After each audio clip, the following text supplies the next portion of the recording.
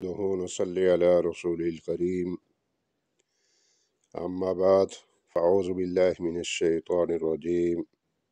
بسم الله الرحمن الرحيم وعن عمر بن الخطاب قال قال رسول الله صلى الله عليه وسلم إن الله يرفع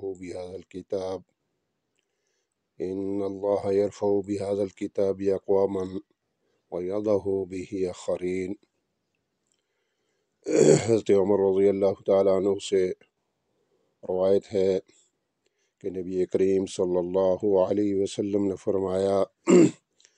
ان اللہ یرفع بہذا الکتاب، بے شک اللہ تعالیٰ اس کتاب کے ذریعے سے بعض اقوام کو، بعض لوگوں کو رفعت عطا کرتا ہے، عروج بخشتا ہے، وَيَضَعُ بِهِ آخَرِينَ، اور بعض لوگوں کو اس سے پستی حاصل ہوتی ہے، ذلت حاصل ہوتی ہے۔ اس حدیث سے یہ واضح ہوا کہ یہ کتاب عروج کی کتاب ہے، لیکن کن لوگوں کو اس سے عروج مل سکتا ہے، رفعت مل سکتی ہے؟ یہ وہ لوگ ہوں گے جو اس کو پڑھنے والے ہوں گے، اس کو سمجھنے والے ہوں گے، اس پر عمل کرنے والے ہوں گے اور دوسروں تک پہنچانے والے ہوں گے۔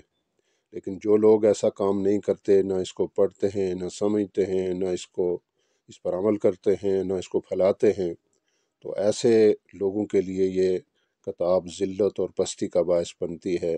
اللہ تعالیٰ سے دعا ہے کہ اللہ تعالیٰ ہمیں اس کتاب کے ساتھ وابستہ ہونے کی توفیق عطا فرمائے، اس کو صحیح طور پر، درست طور پر پڑھنے، سمجھنے اور اس پر عمل کرنے کی اور اس کو پھیلانے کی توفیق عطا فرمائے۔ وآخر الدعوانا الحمد للہ رب العالمین۔